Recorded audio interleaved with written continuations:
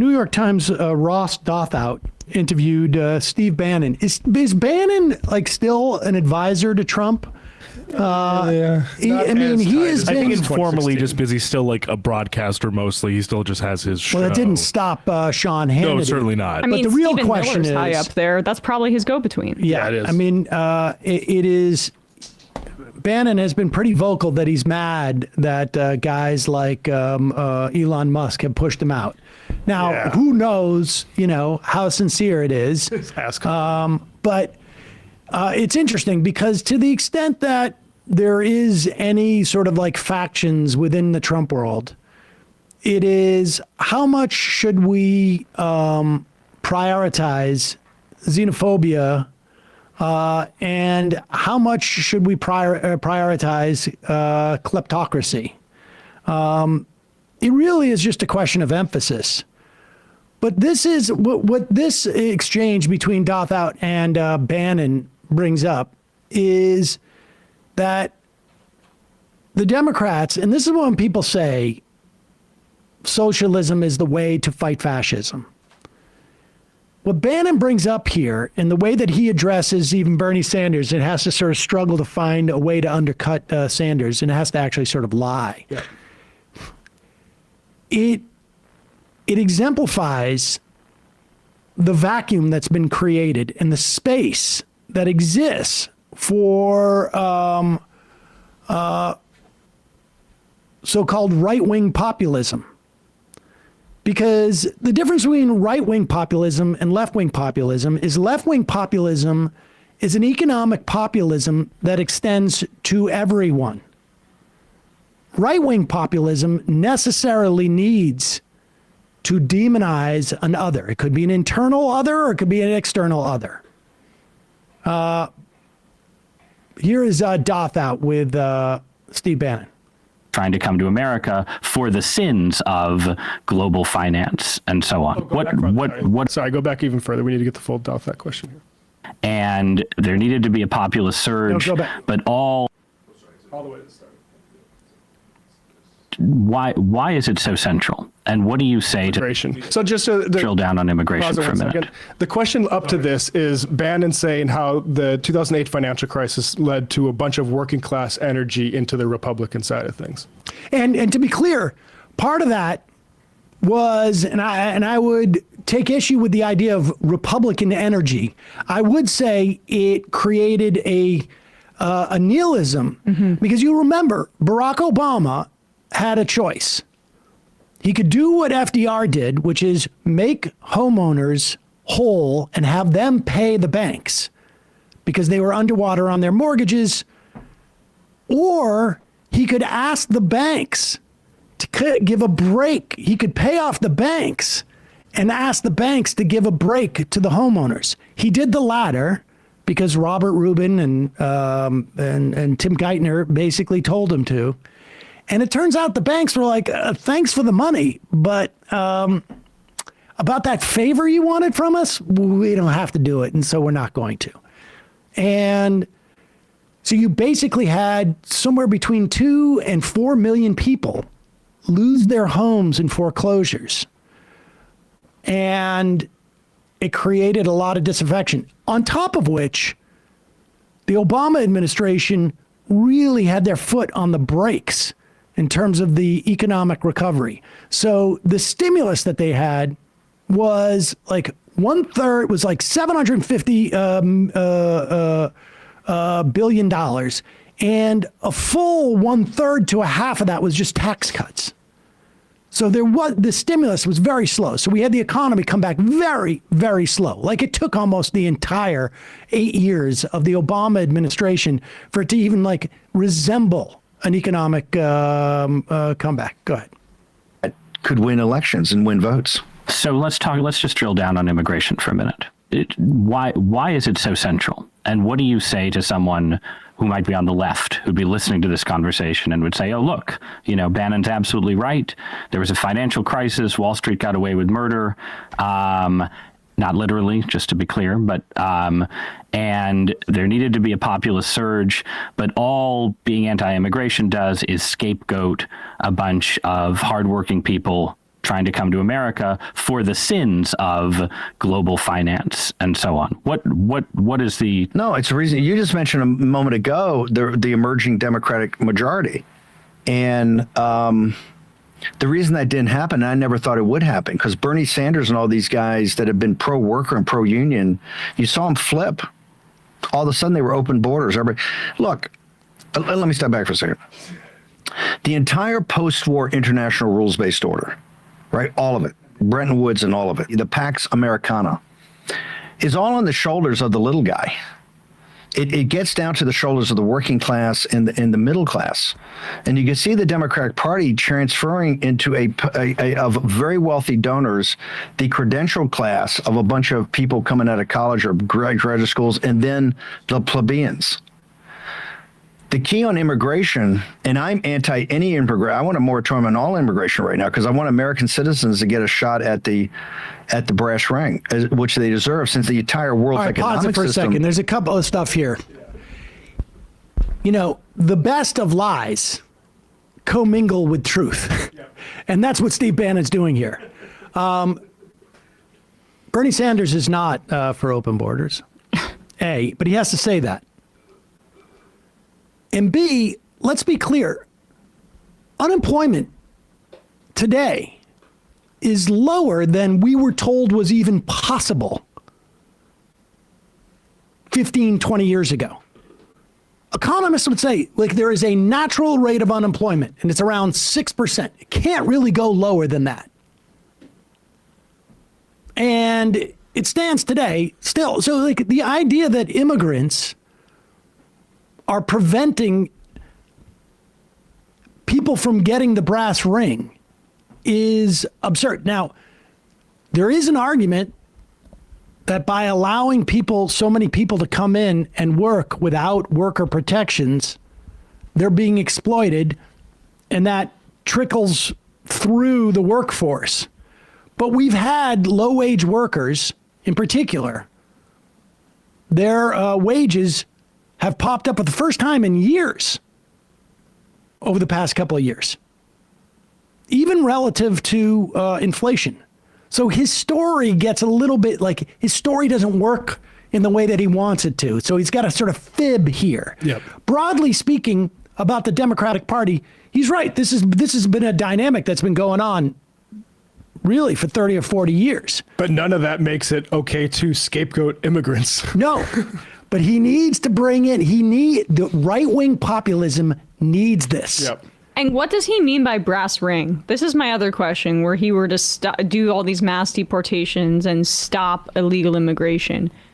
We know, we just had Teresa Romero on from the United Farm Workers. We know that the millions of immigrants in this country who may be not undocumented are the most exploited labor force, and they take sub-minimum wages and horrible working conditions and standards that many U.S. citizens, they're not subject to that. Some are, but for the majority, if you're a U.S. citizen, then you have a little bit more rights. You are subjected to the minimum wage and that kind of thing. So even what he's talking about there, it's about beating down the little guy, the least powerful. And not challenging the fundamental structure of our society. He's just making it worse. You don't know what brass ring means. Brass ring means being able to do asbestos abatement without a mask. Right. So you don't have the oppressive regime of government breathing down your boss's neck and saying, hey, you need to have proper equipment when you do asbestos abatement. That's what the brass ring is. Right. Makes it easier to breathe. Because you stick it down your throat and your mesothelioma is relieved. Go ahead. At the brass ring, which they deserve, since the entire world's economic system is on their shoulders, and it's the same people whose taxes and pension money support everything, where their sons and daughters are standing watch on destroyers and carrier battle groups in the Red Sea to keep the Suez Canal open for trade to Europe. They're on patrol in the Hindu Kush. They're in Romania with the 101st Airborne. And, I saw it. I served in that. And all the people on my destroyer post-Vietnam in the all-volunteer forces had a choice in those early years of the Navy were jail or the military. And my daughter later went to West Point, served, fought in Iraq. What is he talking about? I'm sorry. He's talking about invading the Panama Canal and bombing Mexico. He can't find a good way to say, actually, it's good that all of the energy that should be aimed at Wall Street, oh, by the way, I worked at Goldman Sachs, pretty sure, with Bannon, all that energy, instead of going to Wall Street, it's going to immigrants. And he can't actually defend that, so he has to get into, oh, he was a vet and all this other bullshit. Like, anybody who can't see through this guy is just like the low fruit picker of, like, basically Democrats leaving. But this is how it falls apart, because when they start to attack the billionaires, which is obviously I am in favor of, they cannot lose their narrative of the real problem is the black and brown people, and also anybody who speaks a foreign language. How about that? I'm going to concede that. Any immigrant is the problem. They can't abandon that because fundamentally that is what is actually the engine and the motor of right-wing populism. Because if it was really about the billionaire class or the multimillionaire class or the corporate class, if it was really about that stuff, they'd have to take a step or two further to analyze why. And then all of a sudden the whole thing starts to fall apart.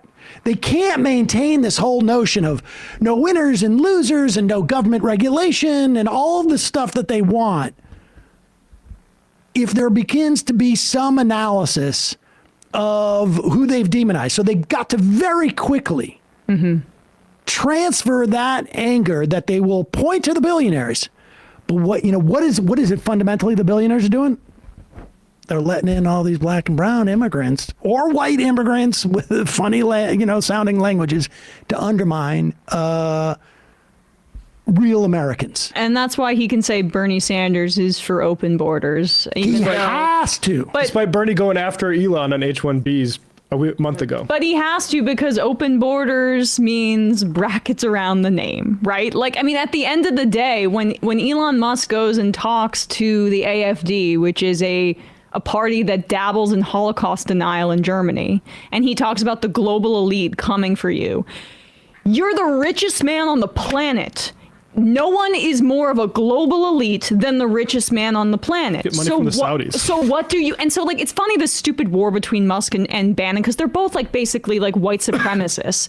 At the end of the day, he's basically saying, even though I'm king global elite, don't look at me because I'm not a Jew. And I'm not part of the great replacement theory kind of thing. And so like, it all falls apart once you take away the natalism and the racism and the bigotry. When they start talking about the billionaires and like there's like, someone manipulating. I mean, this has always been the nativist and the racist story, right? Like, how is it, on one hand, like, how is it that these black and brown people are able to get ahead of us in the line and take the brass ring when we also think that they are less than us in terms of their abilities? Well, the story goes, is that there's some cabal of people who use and manipulate these black and brown bodies as a way of undermining the real Americans who, let me recite a bunch of different locations where our military is to prove my Americana. They undermine those people. And who is that cabal? I don't know. Who would have the power to do that? Somebody pulling the strings. Drinking blood, all that. George Soros. I mean, that is the structure of all this. And they will go for a mile without naming who those people are pulling the strings. They'll set up the structure of that argument, and then they'll fill in the blanks later when it's time. And if you're surprised by a certain amount of populism and creeping into Bannon's rhetoric, you might also be surprised by the name the National Socialist Party. The entire reason the Nazis and all the capitalists that supported the Nazis did that was because capitalism was discredited. That's the only reason. All right, let's. This was really encouraging. Now I know you're a fan. Like I know you've talked about. Oh yes. Chappelle Roan. Would you like me to take this, Sam? Because it's Yes. not. You didn't even. Please, You've already Chappelle messed Roan. up. I did recognize the name. Dave Chappelle Roan. And I was like, wait a second. He did he win a Grammy too? No. Didn't Chappelle? For his trans comedy one? material. I think he did. But okay, well, for I got confused. not best new artist. Dave's been around the block, and Chappell also on the red carpet was saying how much trans people deserve our support. So she's not like Dave in more ways. Well, than wait, one. what was the controversy with her like a couple months ago? Because she basically had said that she's not going to endorse Kamala Harris, but she's going to vote for her, and this caused the entire resistance liberal ecosystem to freak out on the week that I was supposed to go see her in New York City, and she canceled her show. So I hold them all. I hold them all directly responsible for this because I had been looking forward to. I didn't realize is that she A, canceled her show, and B, it does turn out that Dave Chappelle coincidentally did win a comedy Grammy this year. Well, there you go. But Chappell is just like such an exciting artist in so many ways. One, because, you know, she comes from like small town America, does not come from wealth. I think she grew up in like an evangelical background, but she's a lesbian and she speaks out about LGBTQ issues quite a bit, and is just like supremely talented and uses her platform regularly to stand up for people who are marginalized, but also workers just generally. And when she was accepting her very deserved award last night for Best New Artist, she decided to talk about how labels exploit artists and called them out to their faces, which was very satisfying. Told myself if I ever won a Grammy and I got to stand up here in front of the most powerful people in music, I would demand that labels and the industry profiting millions of dollars off of artists would offer a livable wage and health care, especially to developing artists.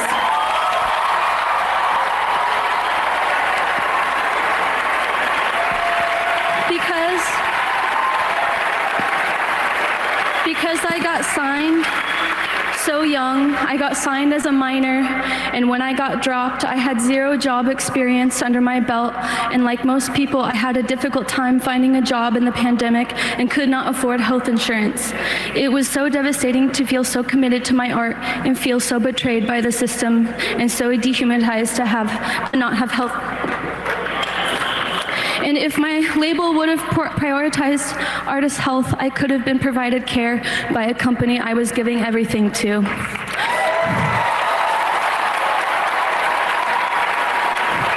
So, record labels need to treat their artists as valuable employees with a livable wage and health insurance and protection. Labels, we got you, but do you got us? She picks up her Grammy off the floor. Pretty awesome. Sorry, Emma, I forgot to edit the Taylor Swift. Thank you for the billionaire standing up for that. But I just don't let me go down that road. Happy she was supportive of that. But like, remember when we played that video from More Perfect Union about the guys from Love is Blind, and how exploited they were on a reality show? These kinds of things are just like so important, whether it's athletes or artists, because it breaks through this mythology, or actors, writers, like with the strikes with over the past few years, right, for actors and writers. Like, it breaks through this mythology that these are all elites and millionaires and people who have all of this, like, these rights. They are still workers. Even if you're a millionaire athlete, you're still making a wage, and you still don't own the means of production. You don't own the label. You're not the one dispensing money to others. You're receiving a paycheck. Like, that's where solidarity really begins. And she's pointing out there's maybe Hollywood's exploitative.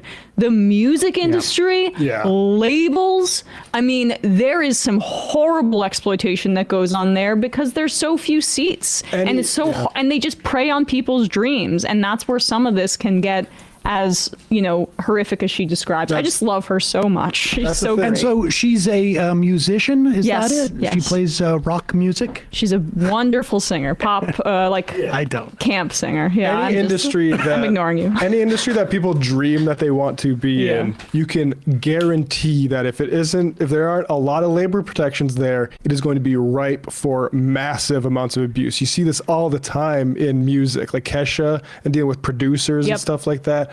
The Diddy stuff, yes, this is absolutely, a really important thing for her to say. I mean, you see this all the time, even in online, media and things like that. It's really difficult for people to get their starts. And for example, this was my dream to do this kind of thing.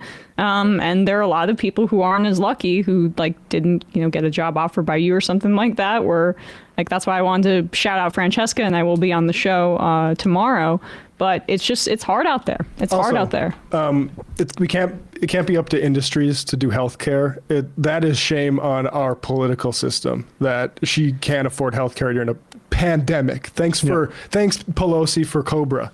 Hey folks, don't forget to hit the subscribe button and check out our daily show. We do it every day at 12 p.m. Eastern for about 2.5 hours. We even take phone calls. You should check that out.